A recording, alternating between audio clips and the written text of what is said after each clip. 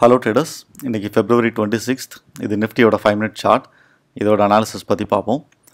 So market open price 22,169, அதாவது இந்த yesterday's ரேஞ்சை break பண்ணி கீழே ஓப்பன் பண்ணியிருக்கு. ஸோ நம்ம நேற்று பார்த்தோம், இந்த நேற்றுள்ள இந்த மார்க்கெட் ஒரு சேனலில் முடிஞ்சிருந்தது. ஓகே, ஸோ இந்த ஃபர்ஸ்ட் ரெண்டு கேண்டில்ஸில் என்ன நடந்திருக்குன்னு பாருங்கள். இந்த சேனலை பிரேக் பண்ண ட்ரை பண்ணுறாங்க பேர்ஸ்.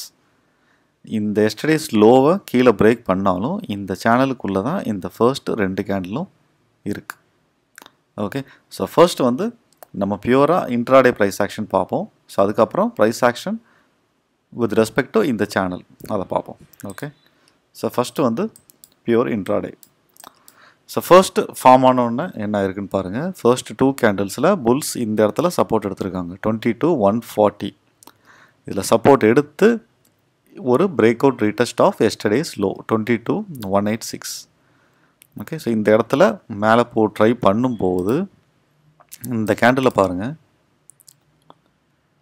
945 கேண்டில் ஒரு க்ளீனான ஷேவன் பாட்டம், லோ க்ளோஸ், இது ரெண்டையும் பாருங்கள் சேம், எக்ஸாக்ட்லி சேம். அப்போது இந்த எஸ்டர்டேஸ் லோவில் பேர்ஸ் ஸ்ட்ராங்காக இருக்காங்க. அதுக்கப்புறமும் ஒரு பெரிய கேண்டில்.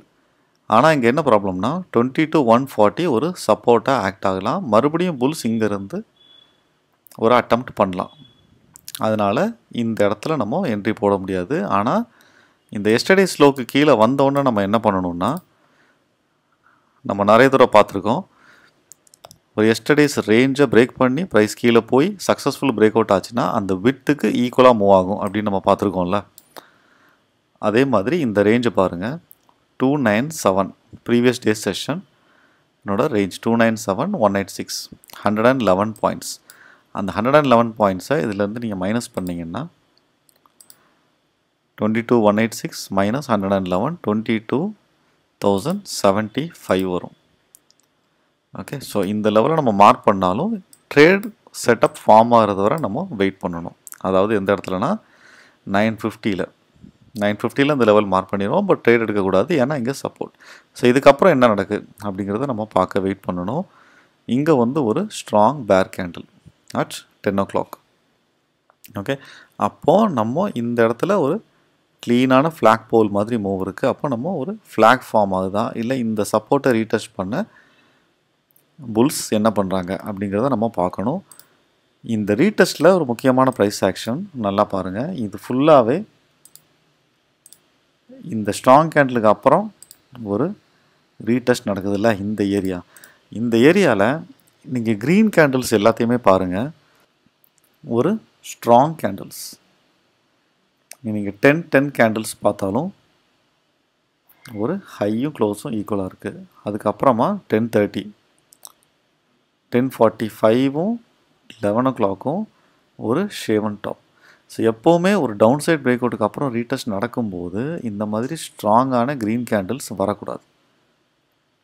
ஓகே, ஸோ அப்படி வந்ததுன்னா நம்ம அந்த மொமெண்டம், புல்ஸோட மொமெண்டம் வீக் ஆகிறது வரை வெயிட் பண்ணிவிட்டு அதுக்கப்புறம் தான் நம்ம எடுக்கணும். ஓகே, ஆல்சோ இந்த ஸ்ட்ராங் கேண்டில் பிரேக் அவுட்டுக்கு அப்புறமா என்ன நடந்திருக்குன்னு பாருங்கள். ஒரு சின்ன லோவர் லோ, ஒரு லோவர் ஹை. ஓகே, ஸோ நம்ம ஒரு 1 day முன்னாடி நம்ம பார்த்தோம்ல, ஒரு செஷன் முன்னாடி ஒரு எஸ்டர்டேஸ் லோவை பிரேக் பண்ணி கீழே வந்த உடனே,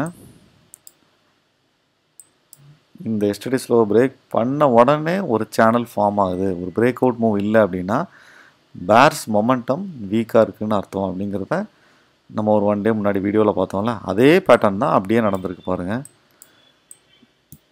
இந்த இடத்துல வீக்காக வந்தது, ஒரு down side clean break out ஆன உடனே ஒரு சேனல் ஃபார்மேஷன். அப்போ நம்ம என்ன பண்ணணும்னா, இந்த channel down side break out ஆகிற வரை நம்ம வெயிட் பண்ணணும். டவுன் சைட் பிரேக் அவுட் ஆனதுக்கு அப்புறமா நம்ம ஷார்ட் பண்ணணும். அப்படி இல்லைன்னா இந்த channel up side break out ஆனால் நம்ம லாங் போகணும்.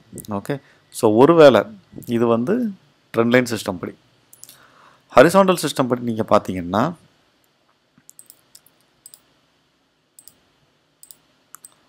இந்த இடத்துல ஒரு க்ளீனான ரெட் கேண்டில் 11:35 சாரி 11:30 ஆனால் இந்த இடத்துல ஸ்ட்ராங் க்ரீன் கேண்டில்ஸ் இருக்கிறதுனால நம்ம இந்த ட்ரேட் எடுக்க முடியாது. ஒருவேளை புல்ஸோட மொமெண்டம் இங்கே வீக்காக இருந்தது அப்படின்னா நம்ம இந்த என்ட்ரி எடுத்துருக்கலாம் அட் 11:30. ஓகே, ஸோ 11:30 நம்ம எடுத்து இந்த எஸ்டர்டேஸ் ரேஞ்சோட டார்கெட் நம்ம 22,075 வச்சுருப்போம். ஆனால் இங்கே மொமெண்டம் ஸ்ட்ராங்காக இருக்கிறதுனால நம்ம இந்த ட்ரேடை எடுக்கக்கூடாது. ஓகே, நம்ம டார்கெட் தெரிஞ்சாலும் ப்ரைஸ் அங்கே தான் போகுதுன்னு நமக்கு தெரிஞ்சாலும் ஒரு கரெக்டான ட்ரேட் செட்டப் இல்லைன்னா நம்ம அதை ஸ்கிப் பண்ணிடணும்.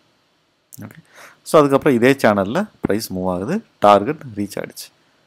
ஓகே, ஸோ இப்போ இந்த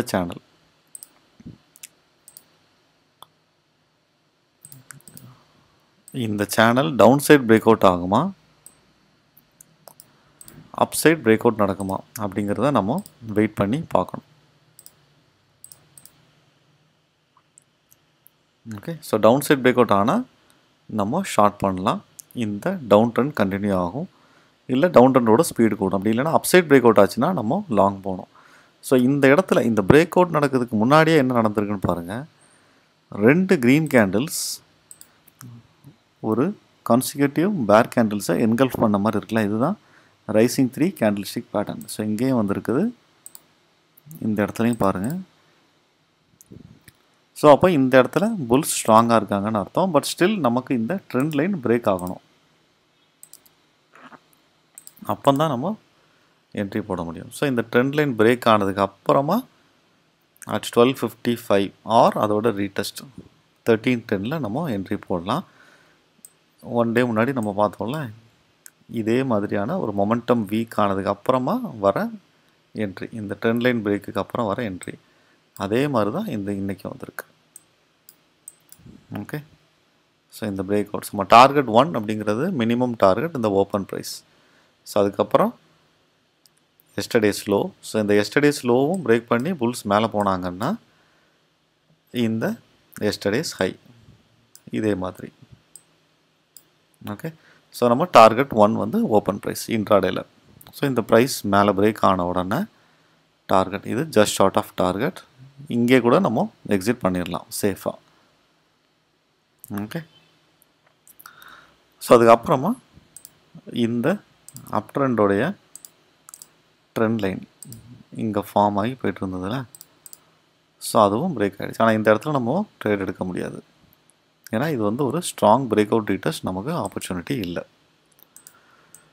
ஓகே, ஸோ அப்போ நமக்கு இன்றைக்கி ஒரே ஒரு என்ட்ரி பாயிண்ட் தான் கிடச்சிருக்கு இந்த இடத்துல. ஸோ இந்த ஓப்பன் ப்ரைஸ் ரீடெஸ்ட்டும் இந்த higher high double top mid point பிரேக்கோடைய ரீடெஸ்டோடைய மார்க்கெட் முடிஞ்சிருக்கு. ஓகே, ஸோ இது வந்து இன்ட்ராடே ப்ரைஸ் ஆக்ஷன். ஸோ அதுக்கப்புறமா நம்ம சேனல் பேஸ்டாக பார்த்தாலும் நமக்கு மார்க்கெட் ஒரே சிக்னல் தான் கொடுக்கும். இங்கே பார்த்தீங்களா, இந்த ட்ரெண்ட் சேனல் லைனை பிரேக் பண்ணி ப்ரைஸ் கீழே வர ட்ரை பண்ணியிருக்காங்க. ஸோ அதுக்கப்புறமா இந்த ரீடெஸ்ட் பண்ணும்போது தான் ஒரு ஸ்ட்ராங் புல்ஸ் வந்திருக்காங்க.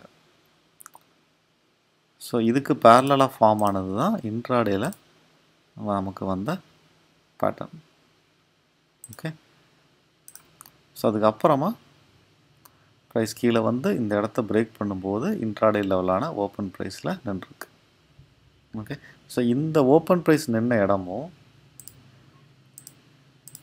இதுக்கு எப்போவுமே நம்ம டவுன் சைட் பிரேக் அவுட் ஆனால் அதர் சைட் செக் பண்ணும் சேனல் அப்படின்னு பார்த்தோம்ல. இங்கே என்ன நடந்திருக்குன்னு பாருங்கள். இந்த கேண்டிலோட ஹையும் இங்கே மேக்ஸிமம் டச் பாயிண்ட்ஸ் இருக்கிற இந்த ஏரியாவை ரீடச் பண்ணியிருக்கு ப்ரைஸ். ஸோ அந்த இடத்துல ஓப்பன் ப்ரைஸ் வந்ததுனால trend line system horizontal system ரெண்டு கோயின்சைட் ஆனதுனால கரெக்டாக இந்த இடத்துல ஸ்டாப் ஆகிருக்கு ப்ரைஸ்.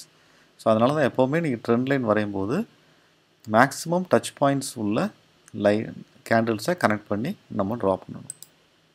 ஓகே, ஸோ இதுதான் இன்னையோட ப்ரைஸ் ஆக்ஷன்.